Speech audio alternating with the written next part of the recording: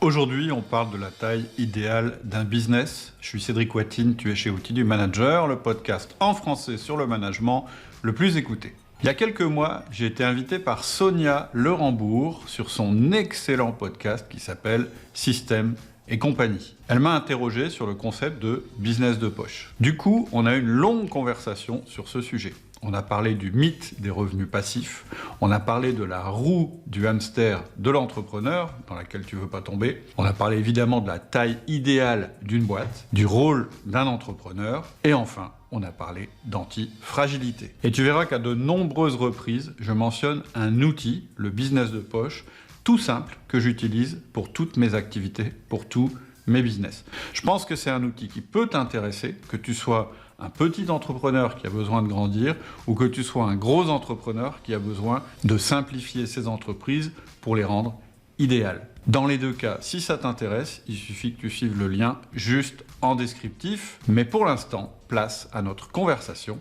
avec Sonia. Hello Cédric, ravi de Bonjour. t'accueillir sur Système et compagnie. Bonjour Sonia, enchanté aussi d'être présent. Trop bien. Comment Très, vas-tu? très content que tu aies pensé à moi. Alors, franchement, je vais du coup commencer par là. C'était dans mes petites notes, mais c'est évident en fait que d'avoir pensé à toi.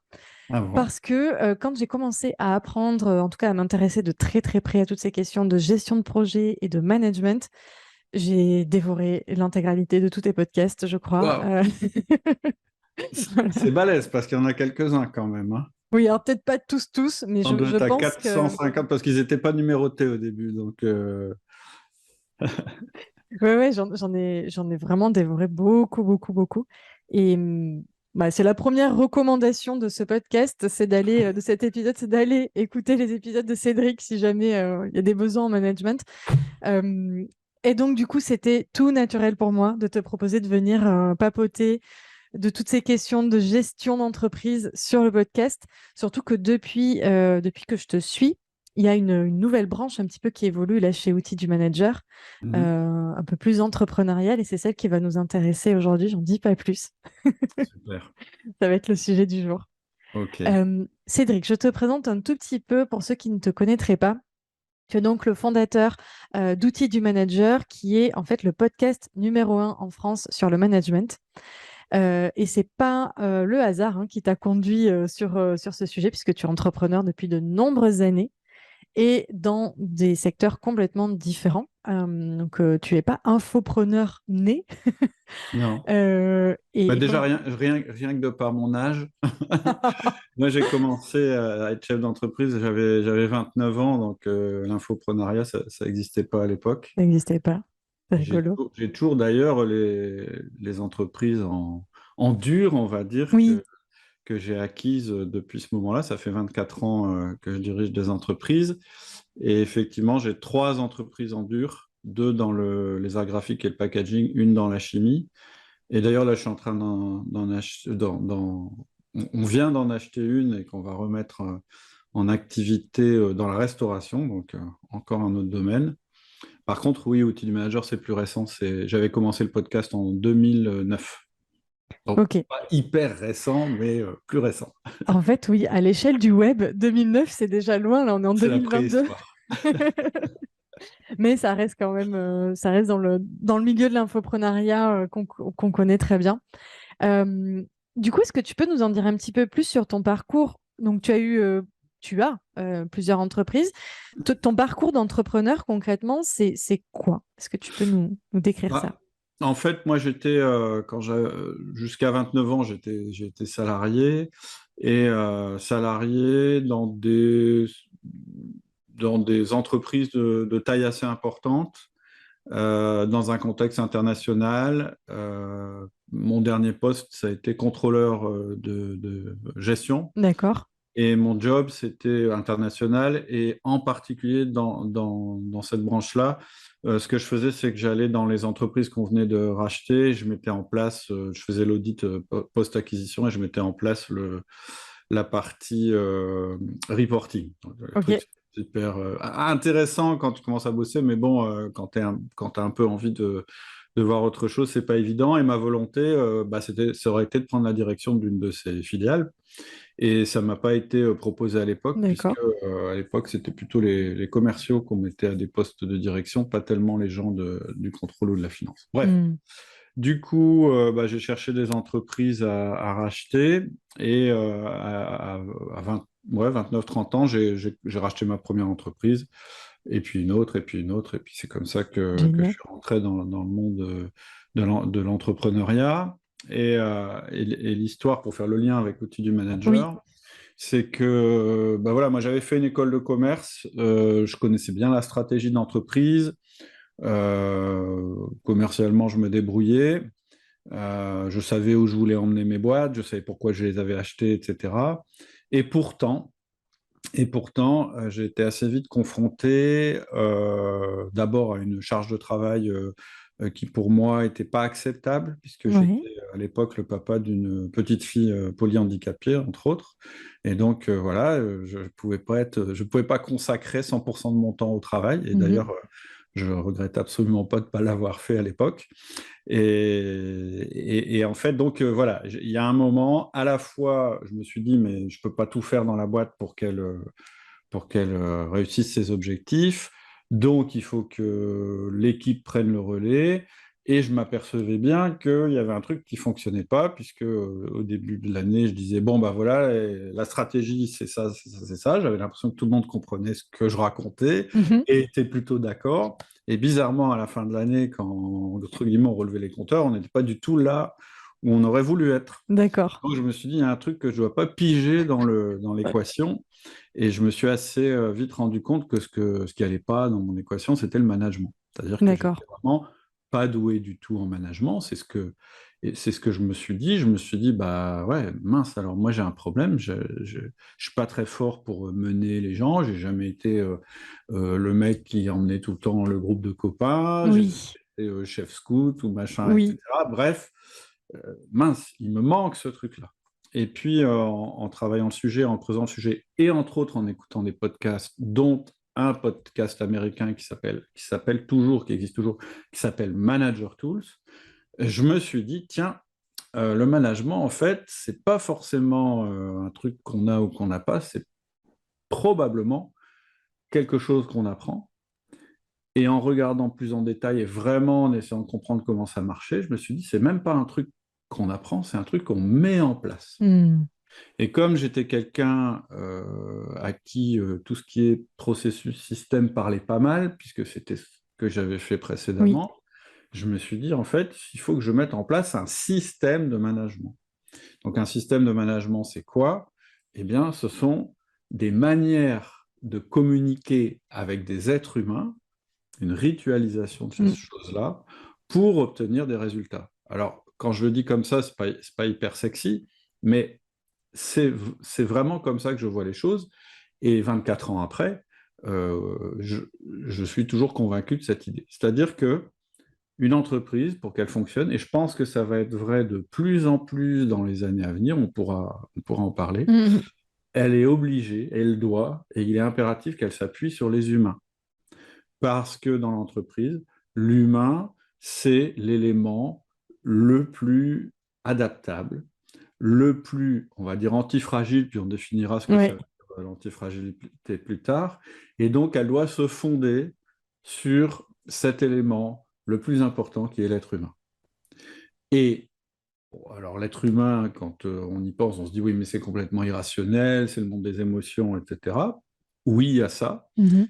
Mais justement parce que l'être humain est complexe, il faut mettre en place un système pour que les êtres humains, à l'intérieur de ce système, puissent tous contribuer à la réussite d'un projet global qui s'appelle une entreprise. Alors, quand je dis tout ça, j'enfonce des portes ouvertes, on en parle beaucoup, mais après, le mettre en place concrètement, Oui. moi, c'est ce qui m'intéressait. C'est-à-dire que une fois que j'ai un peu compris que c'était logique, c'est-à-dire que ça faisait sens, que c'était appuyé sur des principes, je me suis dit, OK, mais je commence par quoi? Qu'est-ce que je fais en premier? C'est quoi la première marche pour mettre en place un système de management qui fonctionne? Et c'est comme ça que j'ai expérimenté ce qu'on appelle le 1 à 1, qui est connu maintenant aujourd'hui, Oui. hein, le one-on-one, le one-to-one, dont tout le monde parle et essaye de mettre en application sans vraiment forcément savoir d'ailleurs ce qu'il faut faire. Mais au moins, il y avait un premier outil à mettre en place. Ok. Et puis, j'ai mis des outils en place dans mon entreprise, le 1 à 1, le feedback, la délégation, le coaching, etc., dont Mhm. je parle dans le podcast d'ailleurs. Tout à fait. Et puis, j'ai construit mon système de management que j'ai peaufiné. Et je me suis rendu compte, mais c'est un truc de fou, ça marche super bien. Je passe beaucoup moins de temps qu'avant dans mon entreprise. Ma charge mentale est raisonnable. Je ne fais que les choses qui me passionnent dans ma boîte. Elle grossit, les gens sont épanouis. Bref, le nirvana de l'entrepreneur. Et C'est donc, ça. c'est pour ça que après, j'ai eu envie d'en parler en me disant, bah, voilà, faut que j'en parle à quelqu'un, faut que je raconte comment ça se passe. Et c'est comme ça que le podcast est né. Ok, ouais, il faut que le monde sache. Ouais, ouais, c'était un peu le truc. Tu trouves un trésor, Ouais. t'as envie de le partager. Et de toute façon, moi, c'est dans, dans le podcast et dans mes activités autour du manager, c'est toujours ce principe-là. Hmm. C'est je trouve des trucs, je regarde si ça fonctionne, j'expérimente, je me dis ouais, je les mets dans mon système, et puis j'en parle en Ouais. disant bah, vous pouvez mettre ça dans votre système de management, votre entreprise fonctionnera mieux, et ainsi de suite. C'est super. Puis ce qui est génial, c'est que tu as plein de laboratoires d'essais, pour le Ouais, coup, en plus, avec tes diverses plein de entreprises. cobayes, C'est je sais pas. ça.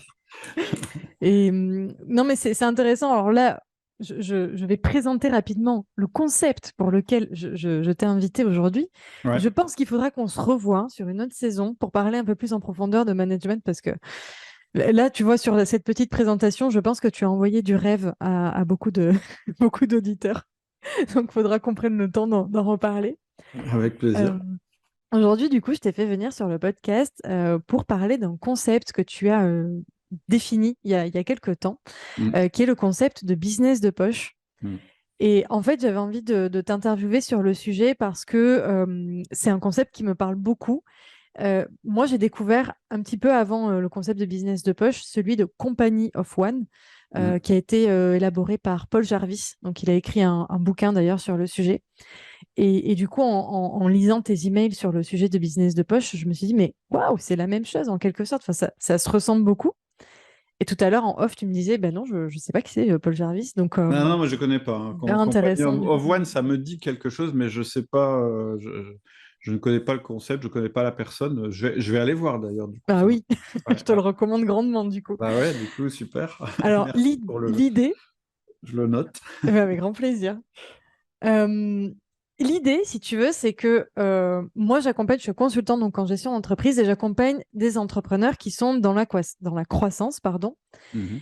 euh, et qui sont systématiquement embarqués par leur croissance, par leur hyper croissance, euh, et qui malheureusement parfois pensent qu'il n'y a que cette voie-là, parce qu'on ne parle pas beaucoup de voies différentes en fait. On parle de croissance, on parle de scalabilité dans le milieu de la startup, on parle de scale-up, etc.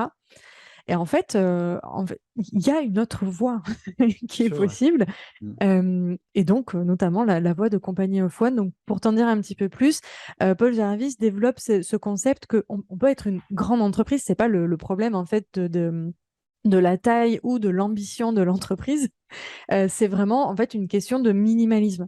Qu'est-ce qu'on met en place en termes de structure et de système dans l'entreprise pour rester minimaliste et donc être, comment dire, le plus simple possible. Et je viens tout de suite sur le concept que tu adores, qui est du coup, on devient finalement antifragile. Mhm. Donc, est-ce que d'ailleurs, tu veux bien nous dire quelques mots sur ce concept d'antifragilité? Alors, l'antifragilité, c'est un concept vraiment général qui a été inventé, parce que le mot, moi, je l'avais jamais entendu avant, par Nassim Taleb, qui a écrit Oui. un bouquin qui s'appelle Antifragile. C'est aussi la personne qui avait écrit un bouquin sur les signes noirs. Enfin, il est vraiment, vraiment, vraiment, vraiment intéressant comme auteur, mais lui, alors c'est un ancien statisticien ou docteur en statistique. Ouais, Il a été trader et il est extrêmement cultivé. Il a de multiples. Enfin, il a voyagé beaucoup. Et c'est vraiment quelqu'un d'intéressant à lire. Par contre, c'est des pavés comme ça. Donc, d'accord. l'antifragilité, pour résumer, c'est. Alors, je vous pose une question. C'est quoi le contraire de fragile? Je pense que si vous vous posez la question, ce qui va vous venir avant qu'on vous ait parlé d'antifragilité, c'est le mot robuste ou Robuste, ouais. solide. Mm, Quelque chose qui est fragile, c'est quelque chose dont si je le lâche, il se brise. mm, Quelque chose qui est solide, si je le lâche, il résiste. Donc, on se disait, bah, l'opposé de fragile, c'est robuste. ouais. Sauf que si on va encore plus loin après la solidité, on trouve vraiment l'inverse de la fragilité. C'est-à-dire que quelque chose qui est antifragile, lorsqu'il tombe, il ne va ni se briser, ni rester identique. Il va se renforcer Mm, pour la prochaine fois être protégé par le stress qu'il vient de subir. tout à Donc, fait. fragile, pardon, c'est il y a une crise, j'explose. Ouais. Solide, c'est il y a une crise, je résiste, mais je ne me modifie rien. Mm, Et ce qui va se passer pour ce qui est solide, c'est que comme ça ne s'adapte pas, il va y avoir un moment où ça va devenir fragile parce que la volatilité du monde, on est dans un monde qui change de plus en mm, plus, qui devient de plus en plus chaotique, etc., fait qu'en fait, on ne peut plus rester solide très longtemps.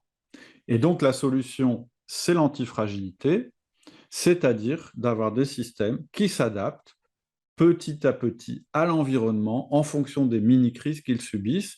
Et même, donc ça veut dire que ces systèmes profitent des crises. Un autre exemple, par exemple, le corps humain, jusqu'à un certain âge, oui, et selon les crises qu'il subit, c'est un système antifragile.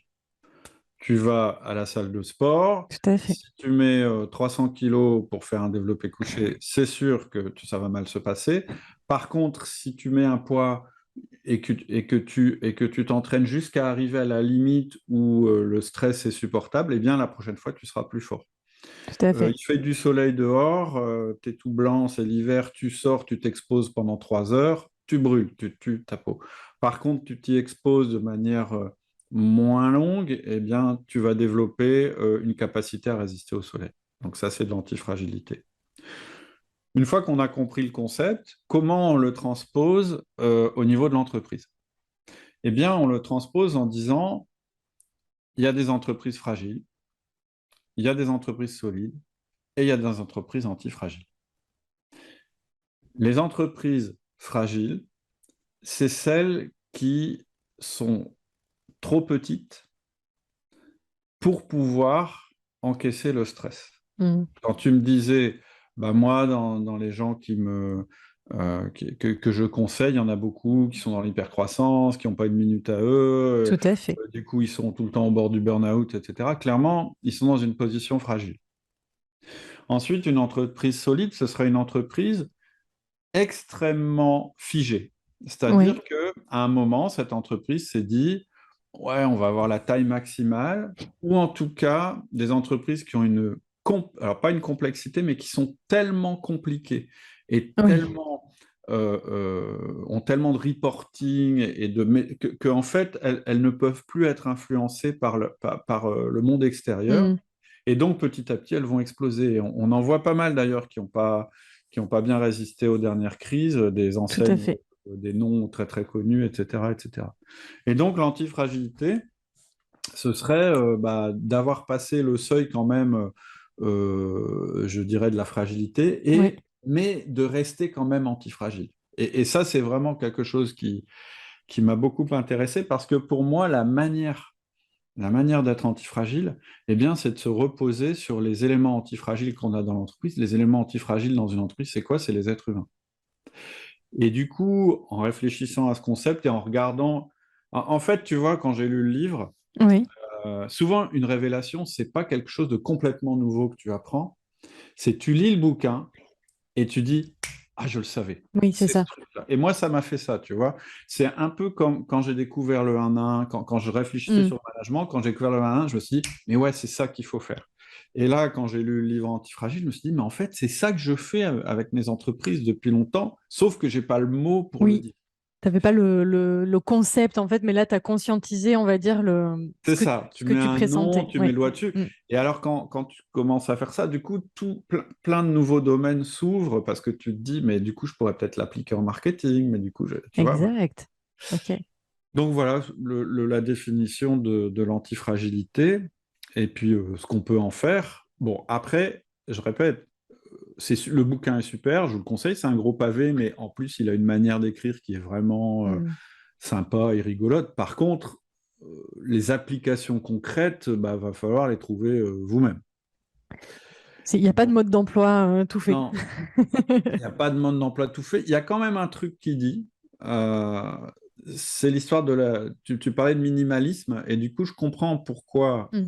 donc, comment il s'appelle, Paul Jarvis, Oui, il parle d'antifragilité et qui lie ça au minimalisme, parce que il y a vraiment un truc dont il faut se méfier et qui est souligné par Taleb, c'est d'avoir une structure tellement compliquée avec plein de strates, etc., qu'en fait, on ne peut plus s'adapter. Et exact. donc, en creusant, moi j'ai un autre concept hein, dont tu veux que je parle aujourd'hui, c'est Oui, le concept de ce que j'appelle le business de poche. c'est ça.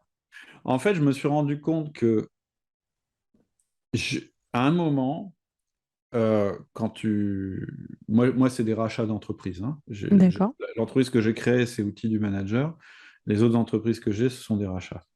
Mais peu importe, à un moment, quand tu grossis, quand tu fais grossir ton activité, en fait, il y a une phase où elle est trop petite, donc elle est en danger, etc. Et puis tu la fais grossir, ou elle grossit parce que tu as du succès, etc. Mhm. Et tout d'un coup, ça devient très compliqué. Il y a une espèce de seuil que tu franchis, Oui, et tout d'un coup, soit tu es tout seul, donc c'est le cas quand tu as très peu de salariés, donc ton temps est saturé, donc tout tu à deviens fait. moins bon. Donc en fait, ton temps est tellement saturé que en fait ça génère de la fragilité. En tout cas, ça t'enlève ton antifragilité parce que finalement, Complètement. pour rester à flot, eh bien, il faut que tu bosses. C'est Et ça. c'est le premier, je t'en reparlerai tout à l'heure, mais c'est ce que j'appelle moi la deuxième roue du Ouais. hamster. Et puis, quand on continue à grandir, il va y avoir un moment où, bah, ça y est, ça commence à fonctionner, etc. Alors, on parlera tout à l'heure de la taille critique d'une Mm. entreprise, selon moi. C'est le moment où, en fait, ça y est, tu as des gens enfin, qui ont compris ce qu'ils devaient faire, qui prennent des décisions eux-mêmes, mais les bonnes décisions. Tu as aussi une certaine redondance. Oui, Alors, nous, on nous a toujours appris à l'école, non, il ne faut pas de redondance dans une entreprise, il faut que tout soit super optimisé, etc. Mais ça, c'est une source de fragilité. Pourquoi? Parce que si tu n'as pas de doublon dans tes postes, par exemple, le jour où une personne importante de ta boîte s'en va, ta boîte s'arrête. Donc, à nouveau, tu es fragile. Donc, la redondance, c'est complètement. ça, entre autres. Ça peut être du stock dans d'autres Dans d'autres sociétés, ça peut secteurs, être oui. Mm. de manières de faire les choses, etc. etc. Mais voilà, à un moment, tu vas atteindre cette taille où, là, tout va bien. Tu as la vie de rêve de l'entrepreneur, tu travailles pas trop, tu es toujours passionné par ta boîte, tu as une équipe que tu maîtrises, etc., etc. Et puis après, il va y avoir un niveau encore après où ça va grossir et à nouveau, ça va être compliqué. C'est-à-dire que ça va être le moment où tu vas devoir mettre une strate probablement de management en plus. Mhm. Et donc, faire à l'intérieur de ton entreprise comme si tu avais des petites entreprises. Oui, je vois ce que tu veux dire. J'appelle ça des cellules, Mm. et ainsi de suite. Et donc, ce qu'il faut retenir, c'est que une entreprise, en fait, elle connaît différentes tailles. Et à chaque fois qu'elle va aller d'une taille à l'autre, elle va passer par une période que moi j'appelle une traversée du désert, qui sont des phases critiques où elles sont vraiment, où l'entreprise est vraiment en danger. Pourquoi? Parce que, bah, par exemple, bon, une entreprise où tu es une ou deux personnes, clairement, elle est en danger Mhm. parce que c'est une ou deux personnes. Et c'est la deuxième roue du hamster, c'est le concept dont je parlais tout à l'heure. C'est quoi la deuxième roue du hamster? Ben, c'est la personne qui est salariée dans une entreprise, puis qui se dit, moi j'en ai marre, c'est tout le mythe de la rat race, Ouais, etc. exact. Je bosse, mais pas pour moi, je vends mon temps, donc je suis pas libre, etc. Et puis elle se met à son compte. Et au début, c'est super et machin et trucs. Ça commence à bien marcher. Donc, finalement, elle commence à générer du chiffre d'affaires, C'est ce qui est ça. positif. Mais le problème, c'est que tu te rends compte assez vite que tu es rentré dans une nouvelle roue du hamster qui est peut-être pire que la première, parce qu'elle est beaucoup plus risquée.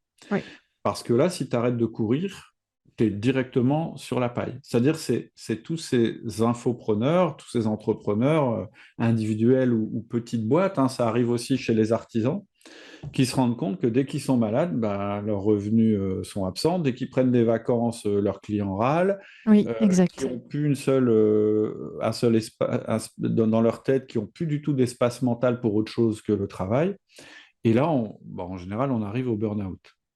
Exact. Et C'est ce pour que... moi, Ouais. ouais, vas-y, je Non, non, t'écoute. j'allais dire, c'est ce que tu appelles le piège de l'entrepreneur. Et en fait, je C'est ça, crois c'est ça. que nombre d'auditeurs qui vont écouter ce podcast en sont un petit peu à cette étape-là.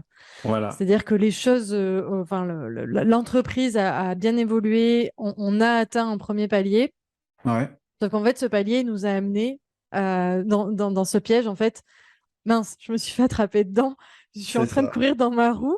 Alors, on Ouais, me dit qu'il y a des solutions, mais comment je fais en fait pour arrêter de courir dans la roue c'est ça. sans se retrouver soit à tourner en même temps que la roue ou simplement être éjecté, ce qui est un peu le pire scénario. Et, Mais tu sais, je pense que oui, on le voit chez les infopreneurs, on le voit chez les coachs, etc. Mais en fait, on le voit aussi chez les artisans. oui, tout à C'est-à-dire fait. moi, par exemple, un plombier qui réussit, en fait, tu as beaucoup d'artisans qui oscillent, et c'est super dangereux, entre je suis tout seul, Mhm. j'embauche une ou deux personnes, mais en fait, je me rends compte que ça marche pas parce que finalement, ça me génère des problèmes de relations, par Tout exemple, à avec fait. les gens, ou bien le gars est malade, ou bien il profite du système, c'est Ouais, souvent ce qu'on dit. Et en fait, finalement, mais en fait, j'ai toujours mon boulot de plombier à faire, mais en plus, il faut que je fasse du management. Donc c'est en fait, ça. où je gagne, quoi. Et du coup, ben, ils reviennent à la taille initiale, et puis ils réessayent, et en fait, ils progressent pas. C'est-à-dire qu'en permanence, ils font le yo-yo entre une ébauche d'entreprise et un entrepreneur individuel. Et en fait, ce risque-là, il existe aussi chez les infopreneurs. C'est Oui. exactement le même risque. Et donc, toute la question, ça va être de comment je passe de la taille où je suis fragile à une taille où, ça y est, je suis antifragile, pas forcément en étant énorme. Moi je conseille, c'est ce que je te disais en off tout à l'heure. Je dis Oui. outil majeur, c'est pas une très grosse boîte, on fait pas un chiffre d'affaires monstrueux, on pourrait peut-être faire 3 fois plus de chiffres, mais voilà, peu importe. Moi, ce que je sais, c'est que je prends mon pied, Mhm. que j'y passe pas toute ma vie, que mes équipes sont heureuses et épanouies à l'intérieur, et que je suis très rentable avec beaucoup de trésorerie. Et donc, je suis un entrepreneur heureux. Et puis, si j'ai envie, j'irai plus loin. Si j'ai pas envie, j'irai pas. Et donc, c'est là où je me suis dit, bah, en fait, il doit y avoir une taille. Il doit y avoir une taille où, en fait, tu es dans cette situation-là où tu as le choix de Mhm. rester comme ça ou de grossir, etc., etc. Et cetera. Et c'est ce que j'appelle le business de poche. Génial. Et en regardant un petit peu les stats, et puis en regardant autour de moi, et puis mon expérience, etc., j'ai vu que cette taille-là, c'est entre, allez, c'est autour, on va dire, on va distinguer peut-être les activités où il y a en dur ou pas en dur. Oui. Mais voilà, c'est une taille de boîte en général qui est inférieure, qui est entre 5 et 15 personnes. Ok. Alors pourquoi je dis entre 5 et 15? Parce que avant 5, tout dépend quand même vachement de toi. D'accord. Et après 15, alors 15, ça veut dire que pour moi, hein, en termes de management, une équipe qui fonctionne, c'est 5 à 8 personnes.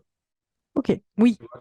Voilà, En fait, tous oui, les 5 à 8 personnes, il faut mettre un relais managérial. c'est ça. Donc quand tu es à 15, ça veut dire que tu gères une partie des personnes et tu as un bras droit qui gère une autre partie des personnes. Exemple, moi, je vais gérer par exemple les commerciaux et Oui. puis je vais avoir un directeur de production. Ou l'inverse, si je suis plus dans la prod, etc. D'accord.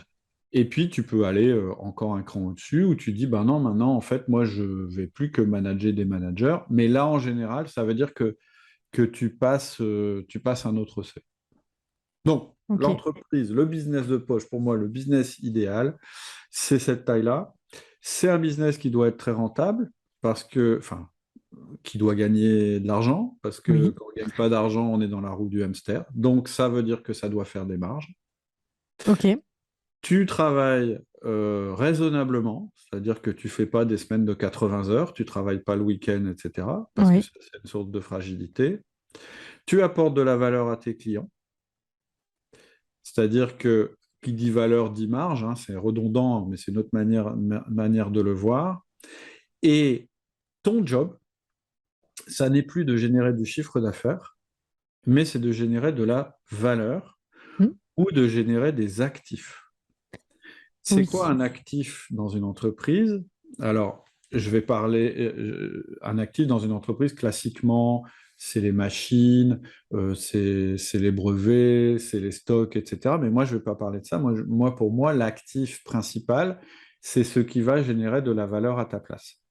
Et le jour où, au lieu de travailler à créer du chiffre d'affaires, c'est-à-dire le tous les jours, tu réussis à te dire maintenant, je vais créer des choses qui vont créer de la valeur pour moi, eh bien, tu es au deuxième niveau. Je t'ai dit, il y a un switch qui est la deuxième roue du hamster. Ça, Ok. c'est une situation de laquelle il faut sortir le plus possible. Mhm. Le deuxième switch mental, donc premier switch mental, il faut bien se dire que c'est pas parce qu'on est infopreneur qu'on est sorti de la roue du hamster. Au contraire, on est Mhm. rentré dans une autre roue du hamster dans laquelle ça va être enfin, qu'on ne peut pas arrêter. Parce que si on l'arrête, malheureusement, la boîte s'arrête. Tout s'arrête. Oui, complètement. Premier switch Mhm. mental, de se dire non, non, c'est pas parce que je suis infopreneur que je suis sauvé, pas du tout. En fait, je viens de me mettre dans quelque chose de plus difficile et mon job maintenant, c'est d'en sortir Oui. pour aller au next step. Le deuxième switch mental qui est vraiment important quand je rencontre des entrepreneurs, et ça vaut pour une petite boîte, une grosse boîte, toutes les tailles de boîte, c'est de se dire, j'arrête de travailler dans mon business Mhm. et je travaille sur mon business. C'est-à-dire, Oui.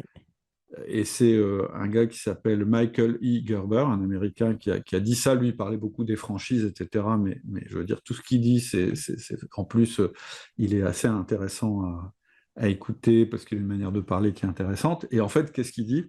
Il dit, si tu as une boîte et que tu travailles dedans, tu n'as pas une boîte, tu as un job. T'as un job. Je C'est-à-dire suis que, complètement d'accord. voilà, tant que tu n'as pas compris que la manière de sortir de la roue du hamster, c'est de sortir de ta boîte. Après, je vais expliquer ce que ça veut dire sortir de sa boîte. Eh bien, tu n'as rien compris. Trop bien. Qu'est-ce que ça veut dire sortir de sa boîte? Oui. Ça veut dire, ça veut dire que ta boîte doit pouvoir vivre sans toi, en résumé. Oui. Et ton job, par contre, ça va être quoi? De faire en sorte, ça c'est moi qui le dis, que ta boîte devienne de plus en plus antifragile. Comment une boîte devient de plus en plus fragile? En exploitant, entre guillemets, au mieux les éléments antifragiles qui sont à l'intérieur, c'est-à-dire les humains qui y travaillent. Ok. Donc, il faut qu'ils soient heureux, qu'ils aient des bonnes relations et qu'ils comprennent le monde dans lequel évolue la boîte, parce que c'est eux qui vont créer les futurs actifs de la boîte. Ton Mhm. système de management, c'est ton premier actif, parce que c'est de lui que vont dépendre tous les Oui. autres actifs. Voilà l'idéal. L'idéal, c'est quand tu as réussi à sortir de ta boîte, c'est-à-dire qu'aujourd'hui, le quotidien de ta boîte ne dépend plus de toi. C'est-à-dire que si tu pars en vacances 6 mois, on pourra parler des revenus passifs si tu veux après, mais Mhm. si tu pars en vacances 6 mois, eh bien, quand tu reviens, tu as toujours une boîte avec des gens dedans. Et cette boîte, elle a continué à générer de la valeur alors que tu n'étais plus au quotidien dedans.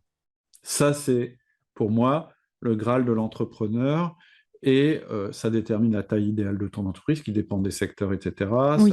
Voilà, ça détermine un tas de choses. Ok. Et donc, il faut avoir vraiment cet état d'esprit de se dire, il faut que ça tourne sans moi. Je vais prendre un exemple vachement simple. Par Oui. exemple, il n'y a pas longtemps, je discutais avec des coachs. Donc, le problème d'un coach, c'est qu'il échange son temps contre de l'argent. Oui. Donc, à un moment, il y aura une limite, puisque le temps, il y a une limite temporelle, il y a une limite, hein, je veux dire, on a tous le même nombre d'heures, on a 100 cases de 10 minutes chacun. chaque jour. Ce qui va déterminer si on réussit mieux que les autres, c'est l'utilisation qu'on va faire de Tout ces à tâches. fait. On ne peut pas en ajouter. Après, oui, tu peux te mettre à travailler 15 heures par jour, mais ça ne va pas durer longtemps. Et c'est ce qui arrive souvent d'ailleurs aux Tout à gens qui fait. n'ont pas un moment où ils se switch mental. Donc, un coach, le problème, c'est qu'il est comme un salarié finalement. Peut-être qu'il vend son temps plus cher, peut-être qu'il le vend très, très, très, très cher, et je lui souhaite, mais il vend quand même son temps contre de l'argent. Quand j'ai créé Outils du Manager, c'est ce qui m'est apparu assez vite. Je me suis dit, ben, en fait, je fais du conseil en entreprise, donc je dois aller dans les entreprises pour parler, je dois travailler avec les Tout gens, à fait. donc ça me prend du temps. Et même si je facture cher, si je n'y vais pas, j'ai pas de chiffre d'affaires. Et c'est comme ça que je me suis mis à créer alors que c'était un petit peu peut-être avant que ça explose, je me suis mis à créer des produits en ligne. Tout à Pourquoi? fait. Ben, en fait, je venais de créer des actifs. C'est-à-dire Mm. qu'au lieu d'avoir, moi, le client, il y a moi qui crée des actifs et les clients. Et mes actifs fonctionnent en apportant de la valeur à mes clients et ça n'est pas dépendant de mon temps. C'est-à-dire que j'ai une mise initiale qui est la création de mon contenu et puis finalement, après, ce contenu va profiter à mes clients contre une rémunération et donc c'est ça le principe. Je suis sorti du quotidien de l'entreprise. Alors, on pourrait se dire, bah, c'est formidable, il n'y a pas besoin d'embaucher, il suffit que je crée plein de produits et puis je les mets sur le marché et puis voilà, j'ai plus rien à faire. C'est le mythe des revenus passifs. Oui. Alors moi, je connais ce truc-là, je trouve que c'est super, ça fait rêver, etc. Mais j'y crois pas. J'y crois pas parce que d'abord, j'ai jamais rencontré déjà quelqu'un qui ait des vrais revenus passifs.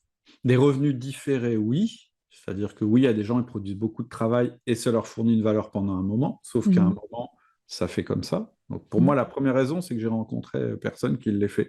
Même le créateur du concept, enfin celui qui en parle beaucoup, qui est, comment il s'appelle, le gars qui Tim, écrit la Tim semaine, Ferriss. Tim Ferriss, bon, il reconnaît Oui. lui-même et il le dit partout aujourd'hui qu'il travaille. Enfin, il travaillait. Déjà, l'écriture de son bouquin a failli le tuer, tellement ça a été dur à écrire. Et c'est un mec qui bosse comme un dingue, etc. Alors, j'adore. Le bouquin, je l'ai trouvé super. Le concept est intéressant, en fait. L'idée, bon, voilà, Voilà. voilà, l'idée est intéressante, mais ça, pour moi, voilà, ça marche pas. Je veux dire, Mm. d'autant plus que notre monde change beaucoup. J'en ai parlé tout à l'heure. On est dans un monde chaotique qui change, etc. Mm. Donc, ce qui est vrai aujourd'hui, sera faux demain. Et si tu n'adaptes pas ton système en permanence, ou si quelqu'un ne l'adapte pas en permanence, Tout à fait. par exemple tes collaborateurs, collaboratrices, eh bien, à un moment, ça va plus marcher. Première chose qui me dérange, c'est que j'ai jamais rencontré personne qui avait réussi un tel système. La deuxième idée qui me dérange aussi, c'est que Tim Ferriss, il parle du concept de muse. Hein, ces business qui rapportent sans qu'on Oui. s'en occupe, il appelle ça des muses. Mais la caractéristique d'une muse, c'est justement qu'on est passionné par une muse. En général, un artiste qui a une muse, en fait, c'est sa passion. Et je pense que il y a quelque chose d'un petit peu paradoxal de dire, bah, moi, je veux être entrepreneur, mais je vais tellement détester mon entreprise que je ne veux pas m'en occuper. Et c'est la clé. Je veux dire, en général, on devient entrepreneur parce qu'en tout cas, c'est mieux quand c'est comme ça, parce qu'on a une passion, parce qu'on a quelque chose à apporter, etc., etc. Et notre but, c'est pas de plus avoir d'entreprise. Notre but, c'est, oui, avoir cette passion, avoir cet apport qu'on amène au monde, ou ces nouvelles choses qu'on amène au monde, changer le monde, etc., sans que ça nous bouffe. En fait, je pense que c'est ça ce que veut un entrepreneur en général. Il veut pas être dévoré par sa passion, mais de la En passion. gros, c'est ça. Voilà. Oui, je crois que c'est le cœur, tu as mis le mot dessus, c'est en fait, c'est sans que ça nous bouffe. Parce C'est que ça. travailler travailler dans l'entreprise, c'est OK, on peut encore faire des choses dans son entreprise et c'est pas mal, c'est pas Pas interdit. du tout. Alors, tu vois, mes entreprises en dur où je délègue beaucoup, Ouais. donc j'en ai une avec un directeur, une autre qui a actuellement plus de directeur, donc quand je repris en OK. direct, ça me prend une journée par semaine. Voilà. Mais Voilà, c'est le pied, quoi. C'est le c'est pied. ça. En fait, Et comme, c'est ça. comme je suis là qu'une journée par semaine, ben, les employés à l'intérieur de ces boîtes-là, ils doivent prendre plein d'initiatives. Ils doivent être des mini chefs d'entreprise et ça marche Mm. très, très bien. Et ça marche Parce super qu'il bien. y a un système de management. Oui, on en revient, et c'est un peu le concept de ce podcast qui s'appelle Système et compagnie, Mhm. sur Pas l'idée mal de... comme nom. C'est pas mal comme non, je suis quand même contente que tu valides. Qui est que, bah, en fait, oui, le système, il est là pour t'aider, en fait, et te soutenir. Et tu vas confier, en fait, une partie de la responsabilité, une partie de la charge mentale, etc., au système. Et on a plusieurs types de systèmes qui viennent structurer, du coup, notre Tout à business. fait. Donc, on peut parler de système de management, on peut parler de système finance, etc., qui vont, en fait, comment dire, libérer, finalement, un petit peu l'entrepreneur qui sortent un petit peu de cette roue du hamster, quoi. Bien sûr. Ce que je voudrais souligner, tu vois, quand tu parles des différents systèmes, c'est que moi, ma conviction vraiment profonde, Mhm. c'est que le système master, c'est le système de management. Pourquoi je dis ça? Parce Mhm. que tous les autres systèmes sont générés par des êtres humains. Ton Oui, système de finance, ton système tout à fait. logistique. En fait, c'est assez bizarre. Quand on regarde des entreprises existantes, pas forcément dans l'infoprenariat, mais tu visites une entreprise, ils ont des super processus logistiques, etc. Ils ont une méthode commerciale, ils ont du Oui. marketing, ils ont de la compta, tout est tout mis en système. Puis après, tu dis, ouais, ok, et le management? Bah quoi le Mhm. management? Bah oui, comment vous gérez les hommes? Bah quoi, comment on gère les hommes? Bah par les autres systèmes. Ah, je dis non, non. Comment Oui. chaque personne dans votre entreprise, on s'assure qu'elle est performante, qu'on peut lui faire confiance, qu'elle n'a pas envie de quitter l'entreprise. Mhm. Comment vous gérez les hommes? Ah, il n'y a pas de système pour ça. Alors que pour moi, c'est l'inverse qu'il faut faire.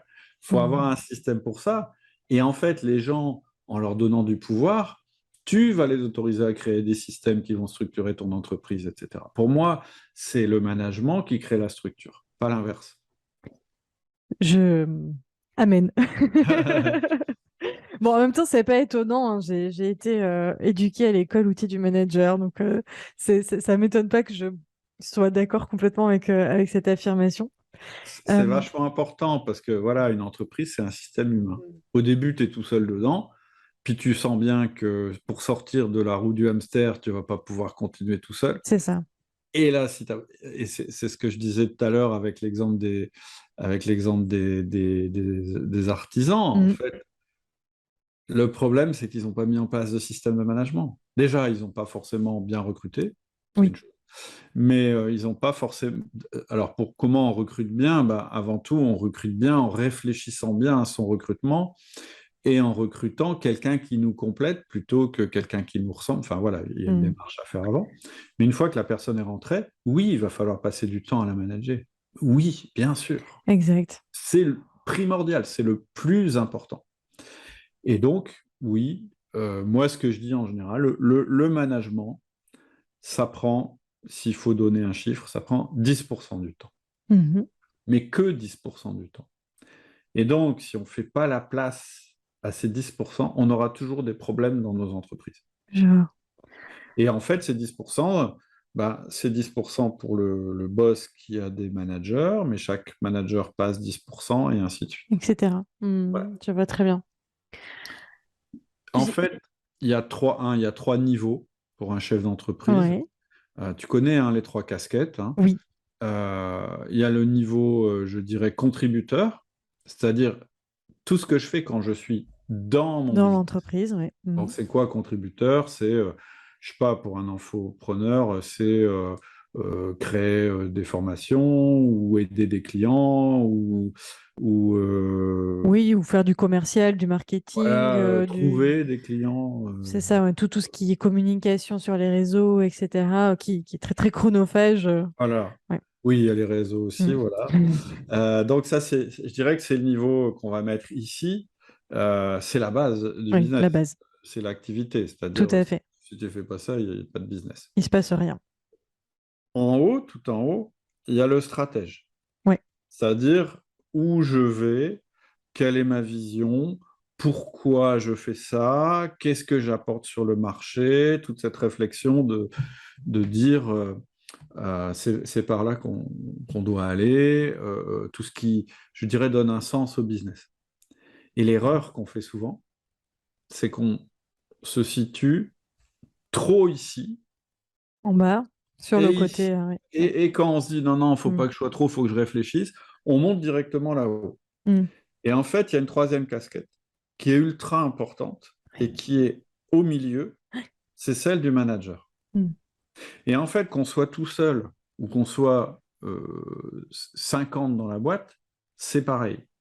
S'il n'y a pas quelque chose qui s'appelle le management entre les idées que j'ai, c'est-à-dire où je veux aller, Tout à et fait. ce que je fais ou ce qu'on fait, ça ne marchera pas. Mm. C'est les roues, elles touchent jamais la route. Et quand les roues touchent pas la route, on va pas, on dépense beaucoup d'énergie, de temps, Oui.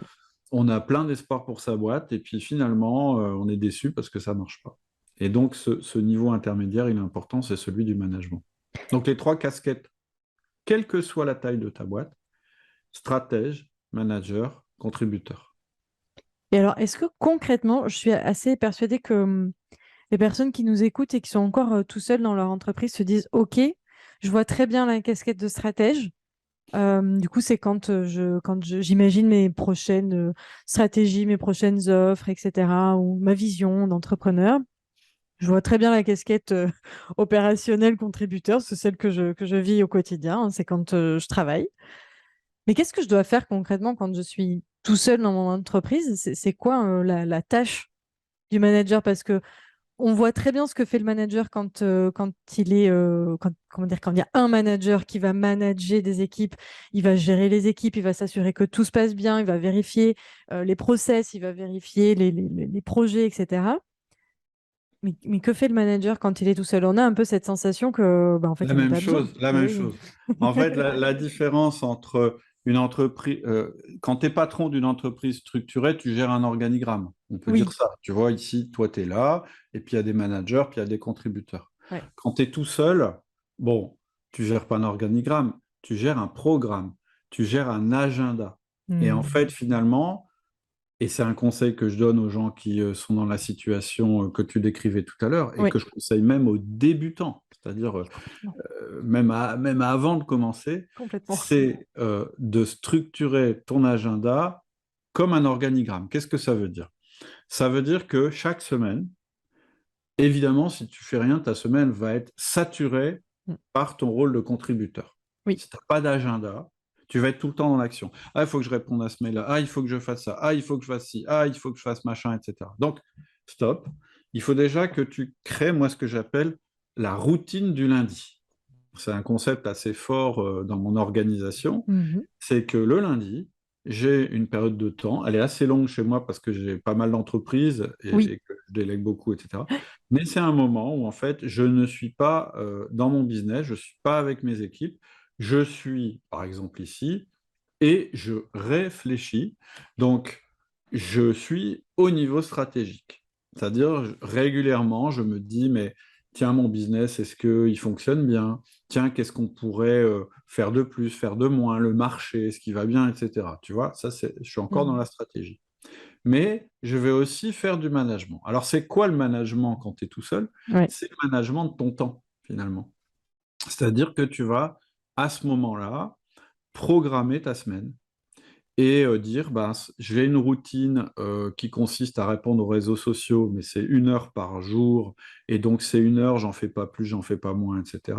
Mhm. J'ai une routine pour, j'en sais rien, moi, créer un podcast, donc c'est quoi ma routine? Et je vais la décrire. Donc d'abord, je cherche un thème. Ensuite, je fais ça. Ensuite, et je vais l'écrire. Je vais l'écrire. Et donc, en fait, finalement, ma semaine, elle va être composée de routines, de choses que je dois faire régulièrement pour tenir mon business à flot. Et en fait, ça, c'est la contribution que je fais à mon business. D'accord? C'est mon rôle de contributeur. Donc, je vais créer des espèces de petits créneaux de temps où je vais rentrer dans la peau de la personne qui s'occupe des réseaux sociaux. Je vois Et très c'est bien. très, très, très important de faire ça. Pourquoi? Parce que ça te prépare pour la suite. Parce qu'à un moment, quand ton business va fonctionner bien, qui va générer du chiffre d'affaires, tu vas te dire, bon, mes routines maintenant, elles saturent tout mon temps. Je ne peux pas en faire plus. Je peux augmenter mes prix, voilà. Mais je sens que, et puis Mhm. je suis en surchauffe, je vois bien, ça me prend la tête, mon agenda est saturé, donc je Mhm. suis fragile, hein, c'est ce que je disais tout à l'heure. Un agenda antifragile, c'est un agenda où il y a des trous. C'est Oui. comme en architecture, hein, un bâtiment qui supporte, les bâtiments qui résistent le mieux au tremblement de terre, c'est ceux qui sont souples. Oui, c'est vrai. S'ils sont durs, compacts, etc., ils ne sont pas antifragiles, donc ils pètent. L'agenda, c'est pareil. Quand tu as un Mm. agenda blindé, à un moment, t'exploses parce que c'est la roue du hamster. Donc, Oui. il y a un moment, tu vas dire, bon, je m'en sors plus tout seul. Et ce qui est formidable, c'est que déjà, tu auras créé cette habitude. Première chose qui va être formidable, c'est que tu as créé cette habitude d'avoir du temps pour toi et du temps pour le management. Ah, bah ce temps-là que tu prenais pour manager ta semaine, tu vas pouvoir le prendre pour manager la personne que tu vas recruter. Tu as déjà cette habitude qui est en C'est place, ça, qui est c'est énorme, génial. Mm. qui te donne de l'avance sur n'importe quel Mm. entrepreneur individuel. La deuxième chose, c'est que comme tu as créé tous tes petits créneaux et que tu as décrit ce que tu faisais dedans, bah, tu as tes fiches de poste. Et donc, tu vas pouvoir te dire, qu'est-ce que je délègue là-dedans? Mon organigramme, il est déjà fait. Je suis dans toutes les cases de l'organigramme. Dans quelle case je ne veux plus être? Oui. C'est-à-dire les réseaux sociaux, moi, en fait, je le fais parce que je suis obligé, mais ça me gave. Donc, je vais prendre quelqu'un pour les réseaux sociaux. D'ailleurs, ça peut être un sous-traitant, hein, ce n'est pas forcément un salarié, hein, ça peut être ce que tu veux. Oui. Ou bien, bon, bah, moi, le marketing, en fait, ça me gave. Ou bien, et voilà. Alors, c'est une réflexion. Quand je dis ça me gave, c'est pas forcément ça. En fait, ce que tu vas essayer de sous-traiter le plus, ou les gens que tu vas vouloir recruter, c'est ceux qui sont meilleurs que toi. Et donc, pour savoir où tu dois recruter, tu dois trouver là où tu es le meilleur. Mm. En général, notre zone de génie, on appelle ça la zone de génie qu'on veut Exact. garder, c'est la partie contribution de notre business qu'on veut garder, Mm. eh bien, c'est celle qui nous éclate le plus et où on a des résultats hors du commun. C'est ça. Et donc, en général, alors des fois, j'ai des entrepreneurs qui me disent, ouais, mais non, mais moi, j'aime tout, j'aime tout, j'aime tout. Bah, je dis, c'est super, mais qu'est-ce que... Ah, du coup, Mm. je leur dis, mais qu'est-ce qu'il faudrait que tu puisses faire plus pour que ton business passe au stade supérieur? Tu vois, c'est l'autre question. Mais en général, on sait à peu près ce qu'on aime faire, ce qu'on n'aime pas faire, etc. Et donc, tu vas pouvoir rentrer dans le recrutement. Alors, comment on recrute? Bah, comme je te l'ai dit, en trouvant des personnes qui Mm. vont pouvoir occuper les postes qu'on a décrits, etc., etc. Et donc, mon idée du business de poche, c'était de dire, donc, en fait, il y a une taille où je serai tranquille. Donc, l'idée du business de poche, c'est de déjà savoir la taille quand tu commences et de déjà créer ton entreprise idéale dans ta tête. Mm. Ça, c'est le troisième switch. Donc, premier switch, il faut sortir de la route du hamster. Oui. Le deuxième switch, c'est attention, ceux qui réussissent, c'est ceux qui travaillent sur leur business, pas dans leur business. Donc, le troisième switch mental, il est évident. Il est qu'en fait, tu vas déjà créer ton business avant qu'il existe. Oui, je vois C'est-à-dire, très bien. c'est-à-dire que tu vas créer une image mentale de ton futur business. Et moi, je le fais sous la forme d'un fichier Excel que tu connais, hein, je crois. Oui, oui, oui, j'ai Et donc, suivi le. il a 6 onglets, je crois. Et en fait, c'est parce que moi, je suis assez structuré. Et je pense qu'il faut être assez structuré quand on réfléchit à ça. Ouais. Et en fait, chaque onglet correspond à un domaine d'entreprise qu'il faut maîtriser. Donc, les objectifs, c'est le premier onglet. Les projets, c'est le deuxième. Ensuite, il y a le couple marché-client.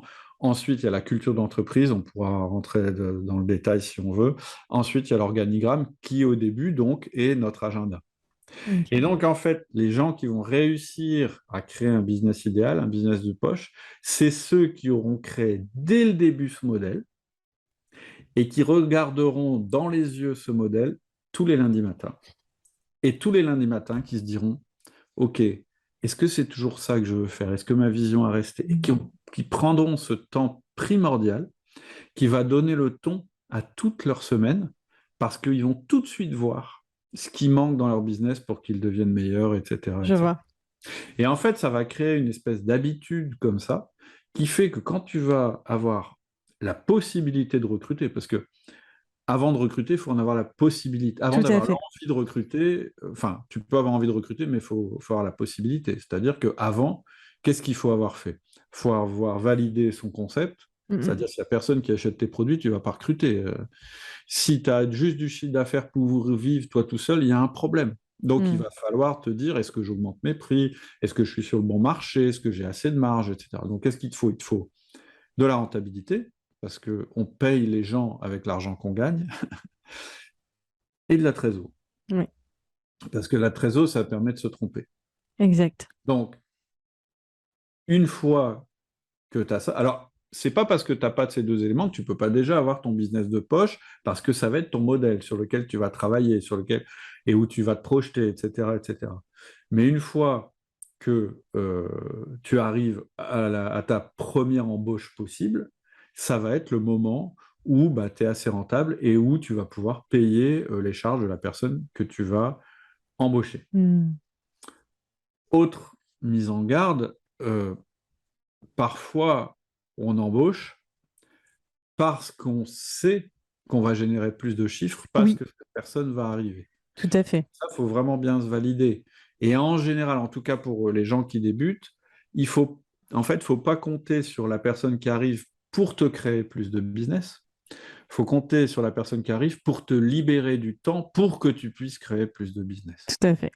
Donc voilà en résumé, je dirais le premier passage de la taille individuelle jusqu'à business de poche. Et la traversée du désert, c'est ça. Et pour franchir la Mm. traversée du désert le plus vite possible, eh ben, c'est de bien déjà avoir l'image de business de poche, ce que tu vises en fait au final. Je vois très bien. En gros, c'est un peu comme le vision board, mais au lieu qu'il y ait des petites images, des photos, des couleurs, à la Exactement. place, c'est un Excel avec un peu plus structuré. Ouais. Euh, Mais on peut je- avoir les deux. Je veux dire, moi, ça ne me Oui, dérange pas on le peut avoir vision les deux. board.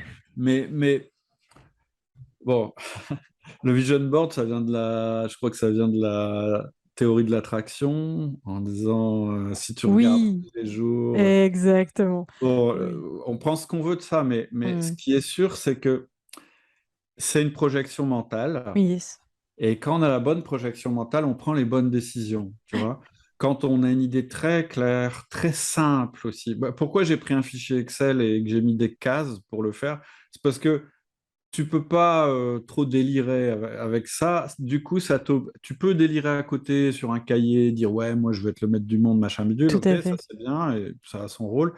Mais là, c'est le moment où les roues touchent le goudron, c'est-à-dire le moment où tu dis non, Exact. très clairement, moi, mon image, en fait, la représentation de mon entreprise, présente et future, elle est dans ce fichier, elle est très simple. Mm. Donc, premier avantage, donc je disais, c'est que quelque part, ça te structure, ça te met en tête ton objectif et ça te met dans une situation de bien structurer tes semaines. Deuxième avantage, c'est que très vite, tu vas te rendre compte, ça va s'imposer à toi, de qui tu devras embaucher quand tu pourras le faire. Troisièmement, ça va mettre en exergue tes priorités, c'est-à-dire est-ce que tu es plutôt dans un moment où il faut que tu bosses plus, que tu Mm. continues en entrepreneur individuel parce que tu n'as pas la capacité d'embaucher, etc. Ou est-ce que tu es déjà dans la phase où tu peux réfléchir à embaucher, etc. Mm. Quatrième avantage, la clarté que tu peux Complètement. communiquer à tes équipes. C'est-à-dire que mon business de poche, je peux l'utiliser, je peux le partager à mes équipes, elles peuvent le voir pour comprendre ce vers quoi on voit et elles Mm. peuvent même y contribuer.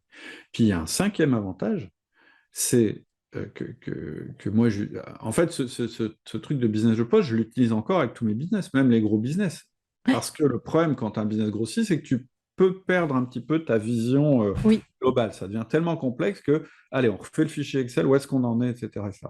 Et donc, je disais, la cinquième utilité que j'ai de ce business de poche, ce fameux fichier Excel, c'est qu'en fait, je l'utilise lorsque je dois racheter une entreprise. La Mm. dernière entreprise que j'ai rachetée, la première chose que j'ai fait, c'est que j'ai tracé son business de poche. Du coup, je savais quoi demander à ma cible, etc.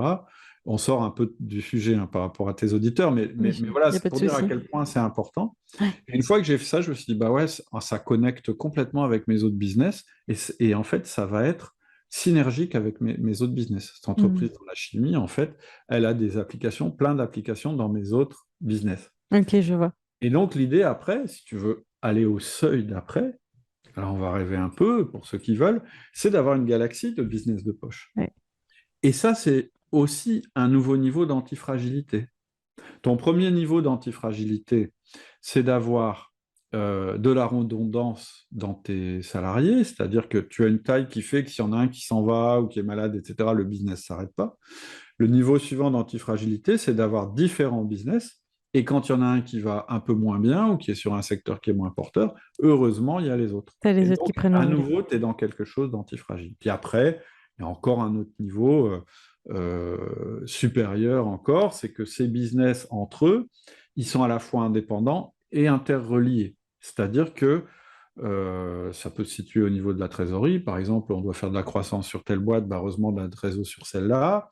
Est-ce qu'on le fait? Bah oui, parce qu'en fait, ça ne met pas en péril l'ensemble. C'est un deuxième concept d'antifragilité qui est Mm. la stratégie des haltères, hein, Tout c'est-à-dire à de fait. jamais prendre un risque qui mette en danger l'ensemble de ton business. Et ça, on le retrouve à toutes les vies d'entrepreneurs. Mm.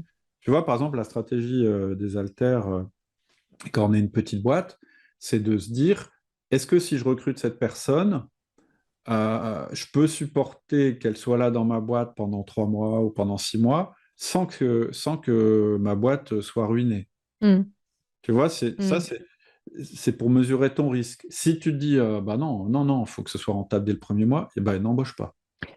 Si tu Oui, vois que ta tentative, même si elle est infructueuse, tu vas survivre 6 mois, faut peut-être le faire. oui. Après, on part dans le questionnement de l'investissement. Ouais. C'est juste une question, juste entre guillemets, qui est pas si En, simple, mais en fait, elle est assez simple d'investissement. Mm. si tu remontes au niveau du concept. Mm. C'est quoi un bon investissement? C'est quelque chose qui, si jamais il ne fonctionne pas, ne met pas en péril ta boîte, mais s'il fonctionne, t'apporte beaucoup plus que C'est ce que ça. tu as misé au départ. C'est-à-dire qu'il y a une asymétrie entre le risque et le risque de se planter et le risque de gain, ou la chance Oui. que ça rapporte beaucoup. Complètement. Dans ce sens-là, et tout l'intérêt de la trésor, on n'en a pas trop parlé, mais Ouais. qui te permet en fait d'aller entre guillemets chercher ce risque et ce gain aussi en cas de réussite. Bah, la trésor, ça te rend antifragile. Complètement. C'est tes réserves. Et voilà, si tu as de l'endettement, tu es fragile. Si tu as de la trésor, tu es antifragile. Un exemple que j'ai, nous, on est rentré sur mes boîtes en dur parce que la partie outil de manager n'a pas du tout été affectée, au contraire, Oui, par la crise du oui. Covid. On avait de la trésor en entrant dans la crise. Et on avait aussi de la trésor quand on est rentré dans le moment des pénuries. Mm. Et donc, on s'est dit, ben, on va stocker, plutôt que ça reste sur un compte en banque qui ne rapporte pas grand-chose, on va faire beaucoup de stock. Et donc, la crise de la pénurie, finalement, nous a fait nous développer, puisque dans notre petit milieu où Mm. on opère, on était les seuls à avoir du stock. Alors, ouais, ok. Et on a pu soutenir nos clients, etc., etc. Donc Ouais. oui, je confirme, c'est sûr, hein, vaut mieux être riche que pauvre. Oui. Mais voilà, après, l'argent, c'est pas... Enfin voilà, le but, c'est quoi? C'est quoi le but? Non, mais complètement. Mais en tout cas, à l'échelle de l'entreprise, c'est hyper intéressant de le voir comme ça. Enfin, c'est comme ça qu'il faut le voir en quelque sorte, quoi, parce que c'est cette trésorerie qui va vraiment te permettre d'aller aux prochaines étapes sans. Sans dépendre de quelqu'un Voilà. d'autre. Et je dirais qu'à ce titre, les infopreneurs, ils ont un cadeau empoisonné. Mm. Puisque moi, je suis arrivé dans l'infoprenariat après avoir racheté des boîtes, etc. Ouais, C'est quoi le cadeau empoisonné d'un infopreneur? C'est qu'on peut gagner de l'argent directement, quasiment sans rien ouais. dépenser. T'as pas besoin Donc, de stock ni rien. voilà, tu démarres, tu fais ta première mission, boum, tu rentres de C'est l'argent. ça. Et ça, c'est incroyable par rapport aux autres entreprises où il faut d'abord mettre de l'argent pour mettre du stock. Et, je veux dire, tu ouvres un restaurant, avant que les gens payent le repas, bah, Mm. faut avoir stocké la bouffe, faut avoir payé le loyer, faut avoir Tout à dépensé fait. l'énergie, etc. Donc, formidable. Pourquoi je dis empoisonné? C'est parce que du coup, ça n'apprend absolument pas à gérer la trésorerie. Mm. Et donc, très vite, un autre risque classique chez les infopreneurs, tu en évoquais un tout à l'heure qui est bah, je recrute, mais en fait, ça me donne encore plus de. Enfin, le premier risque, c'est la roue du hamster. Le deuxième risque, c'est quand j'embauche, en fait, je me rends compte que je dois manager. Donc, en fait, finalement, ça me prend plus de temps et je m'en sors pas. Le troisième risque, c'est la pub, c'est-à-dire je dois pour pouvoir alimenter ma machine, j'ai beaucoup de frais en pub et un Mm. jour ça me rattrape, etc., etc. Oui, complètement. Oui, oui, cette non-maîtrise de la trésorerie, en fait, je crois qu'elle engendre, ce que je vois, c'est beaucoup de palpitations euh, assez fortes chez beaucoup d'infopreneurs qui, en effet, ont une grosse entrée d'argent Ouais, ou ont beaucoup d'entrées d'argent. C'est très bien, hein, c'est bon signe. Le chiffre d'affaires est un indicateur très intéressant. bien Mais sûr. c'est vrai que on ne sait pas toujours quoi en faire. On nous a pas appris, dans l'infoprenariat, on n'a pas eu cette culture un petit peu de la gestion de la trésor, etc. Donc, c'était bien de le rappeler, de le rappeler Ouais, aujourd'hui. ouais. Ouais, ouais, il y a quand même une charge. Moi, j'ai découvert ça. Moi, je fais pas beaucoup de pub, mais je me suis rendu compte que ça peut être un gros poste, c'est la pub. Et là, en Oui, l'occurrence, tu payes avant de voir. Et quand tu payes et que oui, ça, et que tu vois pas, faut quand même avoir prévu ton coup. c'est ça. Jamais dépenser un truc qui puisse mettre en péril votre boîte, hein. Vraiment, vraiment. Mm. Ça, c'est un concept antifragile très simple, mais qui est Oui, dur à suivre. j'ai même envie de dire, c'est même au-delà de l'entreprise, en vrai, même dans la gestion perso, c'est un Ouais, bon ouais, conseil. c'est clair. Bah oui, mais souvent, justement, moi, c'est ce qui m'a toujours étonné, c'est que des gens très, je dirais, très sensés dans leur vie personnelle, dans la vie, quand ils arrivent en entreprise, ils perdent tous leurs bons principes Mm. de grand-père et de grand-mère qui fonctionnent quand même pas Je mal. vois. Un immense merci pour cet échange. Bah, je crois qu'on a fait à peu près le tour. Tu sais, depuis tout à l'heure, je regarde un petit peu mes questions. Je me dis, OK, ça on a traité, ça on a traité, Il ça y a on a peut-être des trucs traité. qu'on n'a pas vus, hein. Il y a peut-être des petites choses qu'on n'a pas vues. Alors attends, je reprends mes petites notes. On a parlé du piège de l'entrepreneur, du mythe des revenus passifs, de la taille idéale de l'entreprise. On n'a pas parlé en effet de la valeur d'une boîte où le dirigeant est indispensable. En effet. Ouais. Euh, alors ça, en plus, c'est une question, je pense on va prendre quelques minutes dessus. C'est une question d'autant plus intéressante que chez l'infopreneur, on a beaucoup de business models qui sont basés sur le personal branding Mm. et où finalement le dirigeant est absolument nécessaire au bon fonctionnement de la boîte, ne serait-ce que pour l'image en fait. Souvent, c'est lui le produit. Mm. Et il y a beaucoup d'infopreneurs qui ont cette difficulté. Alors, il y en a qui ont cette volonté de se sortir, mais ils savent pas comment parce qu'il y a le problème du personal branding. Mm. Et il y en a d'autres qui ont cette difficulté aussi de mindset, de bah oui, mais non. Enfin, j'ai pas envie de me sortir de la boîte. Est-ce que tu peux nous faire un petit topo là-dessus? C'est quoi ta vision justement de ce point de vue-là? Bah, en fait, ça rejoint le deuxième switch dont j'ai parlé, qui est travailler sur sa boîte plutôt que dans sa boîte. Mhm. C'est une première étape. Après, clairement, hein, dans le monde de l'infopreneuriat, et je m'inclus, effectivement, il y a cet aspect d'image et de personal branding Mm. qui est important. Mais ça ne veut pas dire que vous devez être au four et au Bon, moulin. Ça ouais. veut juste dire que il faut que ce que votre boîte produise soit cohérent avec votre business de poche. C'est-à-dire que oui, l'image est importante. Après, si tu veux, on parlera de plein de manières, je dirais, de se dégager du personal branding. Mm. Il y en a toujours eu. Mais par exemple, je ne crois pas que... on va prendre Richard Branson, par exemple, qui est un entrepreneur connu. Hein, Oui. c'est les maisons de disques, les trains, les avions, etc., etc. Effectivement, son personal branding est important, mais ces boîtes, elles sont ultra rentables et elles fonctionnent bien aujourd'hui, enfin, pour la plupart, sans avoir besoin, franchement, que ce soit écrit Branson dessus. Je dirais que c'est la cerise sur le gâteau. Et Oui, je je pense vois. que c'est surtout ça qu'il faut viser. Comment on se sort la première chose, comment on se sort de sa boîte? Bah, en déléguant au maximum tout ce qui ne dépend pas de nous déjà au niveau personal branding, Mm. et ensuite en essayant de transmettre à plusieurs personnes dans la boîte ce qui dépend du personal branding, soit on peut aller jusqu'à déléguer le copywriting. C'est quelque chose qui est très très dur, hein. Là, on travaille sur des choses. Je peux pas en Mm. parler parce que c'est pas opérationnel aujourd'hui, Mhm. mais voilà, moi j'ai fait plusieurs tentatives. J'ai souvent été déçu Mais là, on est sur un truc pas mal, qui est un mix entre de l'evergreen, mais quand même des interventions de ma part. Et Ok. puis, la dernière manière, c'est de mettre en avant des salariés de la boîte. Une fois qu'elle a une certaine taille, en fait, tu habitues les gens à interagir avec d'autres personnes, etc. Et petit à petit, le branding, il est de moins en moins personnel. Aussi. Mais Aussi. c'est pas mal déjà d'en avoir conscience au début. Mm. Maintenant, si on fait abstraction du personal branding, Oui. quelle est la valeur d'une boîte où le dirigeant est indispensable? Ben, faible. Moi, Mm. je peux te dire que mes autres activités, j'ai souvent regardé des cibles. La première question que je me pose, c'est qu'est-ce qui va se passer quand le dirigeant va sortir? Mm. Et si ta boîte, tu vois, quand tu es à l'intérieur, elle a cette valeur-là, mais que quand tu es en dehors, elle a cette valeur-là, ben tu as un peu perdu, quoi. Si ton Mm. but, c'était de gagner de l'argent en vendant ta boîte, c'est raté. Donc, Oui.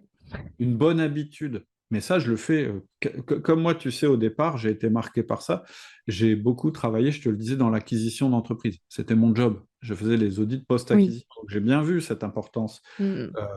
plus ou moins forte du dirigeant et l'impact sur la suite de la boîte. Mm. Plus tu es indispensable, plus la vente sera compliquée. Mais, et c'est pour ça que je dis, moi j'ai toujours dit, ça choquait au début quand je disais ça, parce que je suis, enfin voilà, pour moi le management c'est très important, donc la Mm. valeur des personnes, etc. J'ai toujours dit que je gérais mes boîtes comme si je devais les vendre demain. Ça ne veut pas dire que j'ai envie de les vendre demain. Non. Ça veut dire que ça m'oblige à me mettre dans la peau du vendeur. Et quand tu te mets dans la peau du vendeur, c'est un exercice que je fais faire dans une de mes formations, c'est vends-moi ta boîte. Mm. Voilà, je suis un acheteur, ça m'intéresse, la boîte de Sonia m'intéresse. Explique-moi comment, si je dois racheter ta boîte tout de suite, Mm. est-ce que je peux être opérationnel demain? C'est-à-dire, est-ce Mm. que direct, je peux mettre les pieds dans tes chaussons et puis ça démarre, etc. Et donc non, en général c'est non, parce que voilà. Bon, bah alors comment je devrais faire pour que ce soit vendable? Et du coup, tout ce que tu vas écrire en disant bah il faudrait que y ait ça. En fait, Mhm. ça peut être ton plan d'action. Tout à fait. Mm. Pourquoi? Parce qu'en fait, te mettre dans la position de quelqu'un qui va vendre sa boîte, c'est exactement la même démarche que te mettre dans la position de quelqu'un qui a envie de prendre des vacances ou qui a envie d'avoir des week-ends tranquilles, en C'est tout cas ça, dans la position de délégation maximale. complètement. Oui, ou même se permettre d'être fatigué, malade.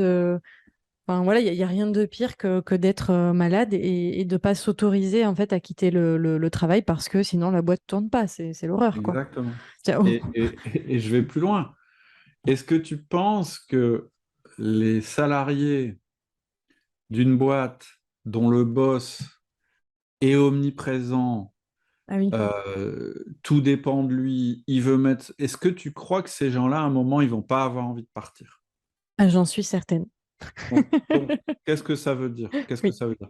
Ça veut dire, mais là, on est à des stades de développement de boîte Mm. un peu plus importantes que ce dont on parlait tout à l'heure. Mm. Et ça veut dire qu'à un moment, les gens chez toi, ils doivent se sentir des mini-entrepreneurs. Et pour qu'ils Oui, puissent se sentir des mini-entrepreneurs, il faut que tu leur laisses de la place. tout à fait. Et il faut qu'ils aient le droit de faire des erreurs. Et parce que pourquoi je dis ça? Parce que comment on apprend en réparant ses erreurs? Le Complètement. pire, c'est d'avoir un boss qui, tu fais une erreur, il dit ah mais non, bon, bah attends, c'est rien, je Je vais vais. le faire. Et qui te sauve. Non, non, mais je vais appeler Ouais. le client, etc. Mm. Résultat, tu as fait une erreur, tu t'es fait engueuler, et puis tu sais toujours pas comment tu feras la prochaine fois. C'est Alors que ça. si ton boss te dit ah, là, là, tu as fait une erreur, mais bravo pour l'initiative, mais maintenant, comment tu fais? Je Mm. t'écoute. Ça, là, on apprend. Et là, tu crées des salariés, entre guillemets, qui vont être épanouis, qui vont se sentir entrepreneurs, qui n'ont pas envie de te quitter, quoi. C'est ça. Parce qu'en fait, la clé, hein, quand tu me dis, même dans le personal branding, il y a un moment où il faut que les gens se sentent investis et que eux, ils puissent contribuer et participer à l'intérieur de la boîte. C'est ça la Complètement. voie pour sortir du personal branding. Après, est-ce qu'il faut changer de nom? Est-ce qu'il faut qu'on voit plus ta tête, mais la tête de ton nez? Et pas... On s'en fout. Oui. On s'en fout. Ça, c'est du marketing. Ça... Enfin, je dis pas qu'on s'en fout du marketing, mais c'est la C'est presque un conséquence. détail. Ouais. Mais Mm. voilà, c'est la conséquence, c'est la Mm. résultante de cette volonté que tu as de rendre ta boîte indépendant de toi, Mm. c'est-à-dire de travailler sur ta boîte et puis dans ta boîte. C'est tout le temps le même état d'esprit, c'est l'état d'esprit business de poche. C'est dans ton tableur Excel, un moment, qu'est-ce que tu as réussi à ne plus faire toi-même? C'est ça. Trop bien. Je suis ravie qu'on ait fini sur ce dernier point, en fait, parce qu'on ne l'avait pas abordé, mais en vrai, il est super important, ce côté, en fait, arriver à déléguer sereinement, laisser ses collaborateurs faire des erreurs. Et c'est vrai que surtout quand on est infopreneur au départ, on fait tellement tout seul dans son business qu'on a cette sensation que personne ne peut faire aussi bien que nous. Ouais. Mais en fait, non, c'est pas vrai. Il y a un temps d'adaptation déjà. Il faut que les collaborateurs s'adaptent à ce qu'on fait. Et puis, en fait, au final, ils le font pas moins bien. Ils le font simplement différemment. Et si on les laisse cet espace de créativité, ça sera fait différemment, mais ça peut contribuer. Enfin, ça va contribuer Alors, complètement au développement, quoi. ça sera mieux Oui. fait. Pourquoi ça sera mieux fait? Parce que tu es tout seul dans ton business. Mm. Donc, voilà, on va dire que tu travailles 35 heures. Demain, tu embauches quelqu'un qui va s'occuper tout ce qui est réseaux Mhm. sociaux, etc., etc. Tu ne vas plus le faire. Donc, toi, tu vas pouvoir te développer dans son domaine. Mais lui, il sera spécialisé dans ce C'est domaine-là, ça, ou elle va se spécialiser là-dedans. Elle aura beaucoup plus de temps que toi pour le faire. Elle va devenir meilleure que toi, hein. C'est clair. clairement. C'est évident. Il n'y a C'est ça. aucune raison que ce ne soit pas Mm. le cas. L'erreur quand on délègue, alors, il y a deux erreurs classiques quand on délègue. La première, c'est qu'on n'a pas mis en place la confiance réciproque. On essaye de déléguer tout de suite. On dit non, bah Oui. maintenant tu fais ça, ça ne marche pas. Donc, première chose à faire, ça c'est du management, hein. C'est vraiment de créer cette confiance qui va permettre de déléguer. Et la deuxième erreur très classique, c'est de comparer le niveau de la personne au niveau qu'on a actuellement. Mm. Et ça, c'est pas juste.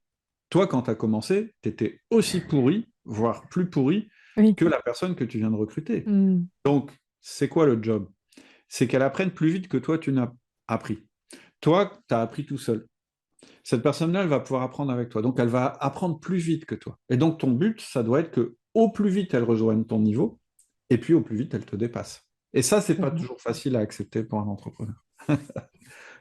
Sauf quand on n'a pas le choix. Quand tu n'as pas le choix, tu dis, ouais, ouais. Moi, Oui. aujourd'hui, clairement, hein, dans mes business, où j'ai délégué le plus, ils sont tous, sans exception, meilleurs que moi. Mm. Et c'est le pied. Parce que quand tu atteins le niveau du business de poche, j'en ai pas parlé tout à l'heure, mais le pied, c'est quand tu es à la tête d'une équipe de gens qui sont meilleurs que toi, qui sont tes héros, au lieu de leur dire comment...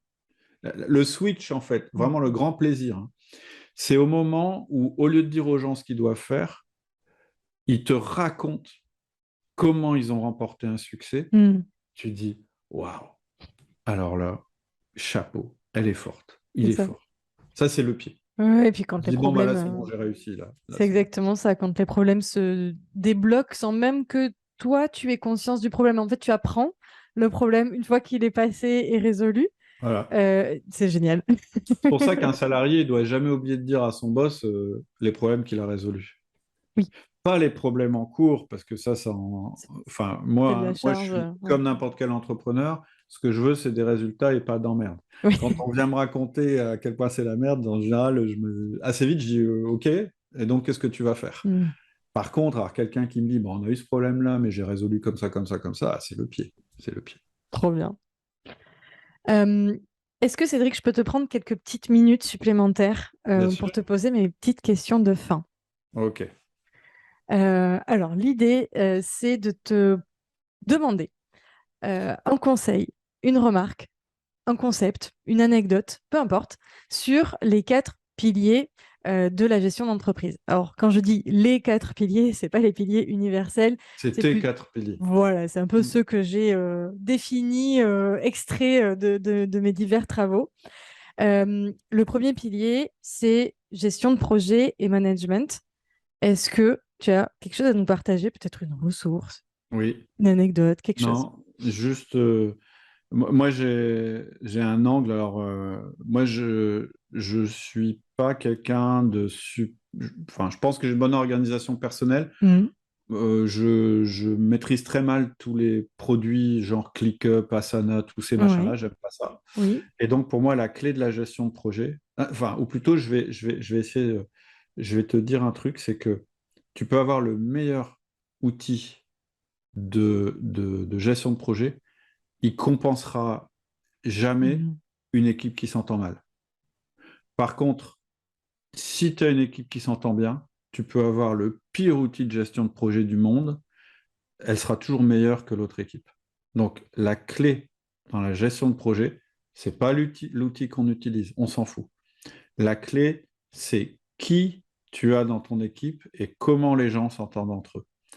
Et d'ailleurs, moi j'ai une formation sur la gestion de Mhm. projet. Elle est pas, bien sûr, il y a les bases de la gestion de projet, mais je dirais ça, c'est ce que tu as dans toutes les formations.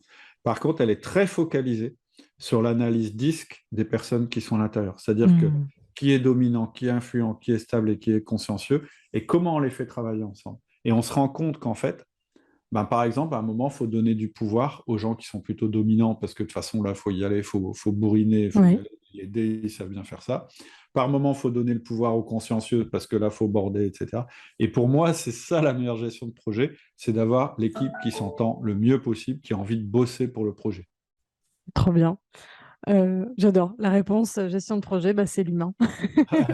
Ça me va. Parfait. En même temps, je suis cohérent. Exactement. Deuxième pilier, recrutement et délégation.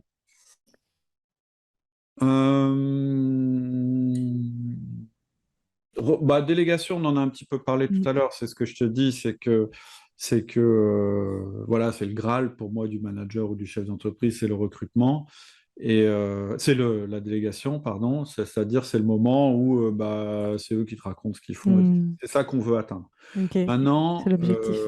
et je vais faire le lien avec le recrutement. Maintenant, pour atteindre ça, faut recruter le process, c'est ça. Il faut recruter les bonnes personnes. On fait monter les bonnes personnes dans le bus. Tim Collins. Euh, on fait des 1-1 pour développer la confiance. Et donc là, on délègue pas pour l'instant.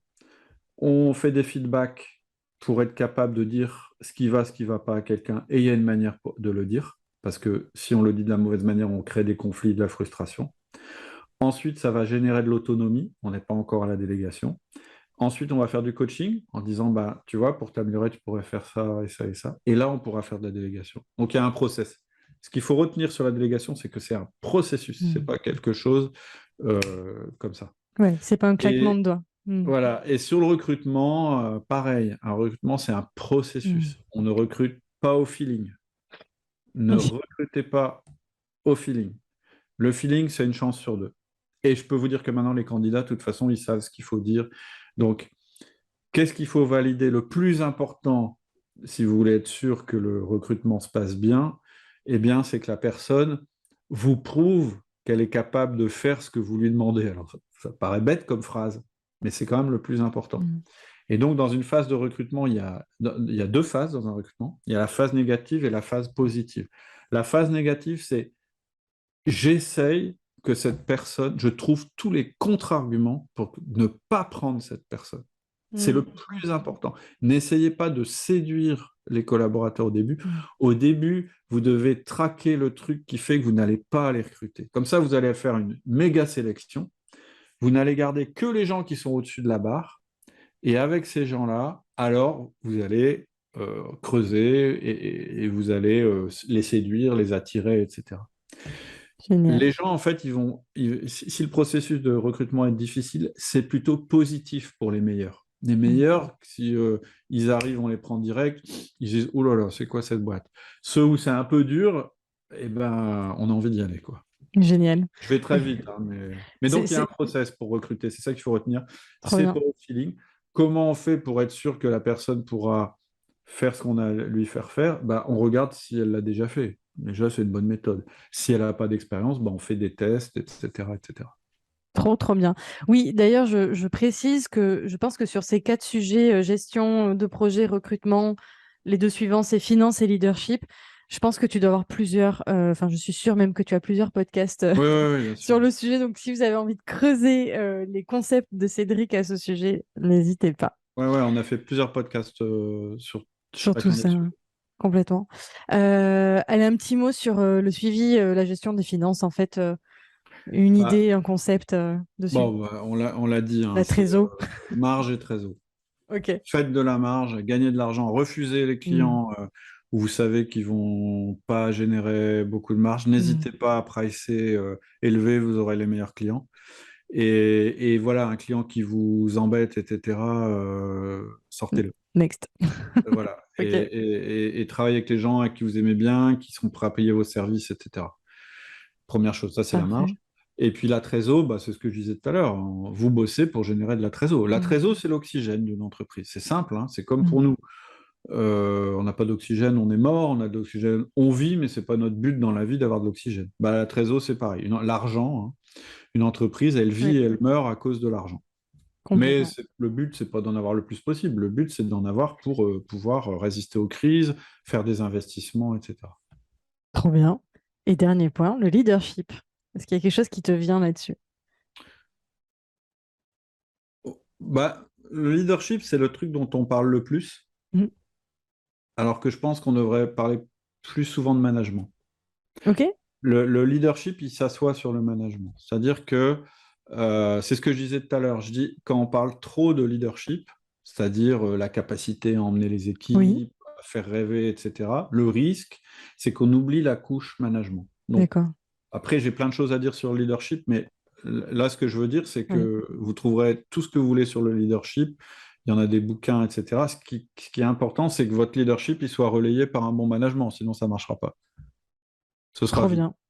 J'adore du coup ce dernier point concept qui va un peu à l'encontre de ce qu'on entend généralement. C'est juste parfait et qui rejoint ton concept de base qui est ben, comment dire ta cellule de base, c'est le management quoi. Donc Ah, c'est clair, ouais, voilà, ouais, ouais. C'est ce qui rend le reste possible. c'est Donc, ça. Trop bien. Un immense merci pour ton temps, un immense merci pour cet échange. Je pense que c'est une espèce de podcast pépite à écouter avec un cahier, un carnet de notes et un crayon. Euh, Où est-ce bah, qu'on peut... Oui, pardon, vas-y. ouais, ce que j'allais dire, je peux peut-être vous faciliter la tâche pour les notes. On en a parlé, hein, j'ai une séquence de mails qui décrit vraiment dans l'ordre, parce que là, on est parti dans tous les sens, le concept de business de poche. Donc, Génial. voilà, je te donnerai le lien, c'est gratuit, hein, il suffit de cliquer, de mettre son nom, puis chaque jour, vous allez recevoir pendant, je ne sais plus si c'est 8 jours ou 10 jours, chaque concept dont j'ai parlé, illustré, etc., autour du business de poche et sur l'importance de modéliser son business pour prendre les bonnes décisions. Trop bien. Un immense merci aussi pour ça. Je mettrai Avec bien plaisir. évidemment le lien en description. Et Top. vraiment, je vous recommande, moi je suis abonnée à la newsletter de Cédric depuis plusieurs années maintenant. Ah ouais, Entre les merci. podcasts et les newsletters, c'est vrai que ben, c'est une vraie mine d'informations et j'ai beaucoup progressé. Donc, enfin voilà, tu vois, aujourd'hui, j'en suis là à t'interviewer. Génial. Donc c'est qu'il y a de quoi apprendre. Donc vraiment, allez-y, les yeux fermés. C'est tout pour aujourd'hui. J'espère que ça t'a plu. J'espère que ça t'a donné envie d'aller plus loin. Si tu es entrepreneur et si effectivement tu as envie d'aller plus loin et que mon travail sur le business de poche t'intéresse, tu n'as qu'une chose à faire, c'est cliquer sur le lien qui est juste en dessous et suivre les instructions. Tu recevras mon travail sur le business de poche. En attendant, je te dis à bientôt et je te souhaite une excellente semaine.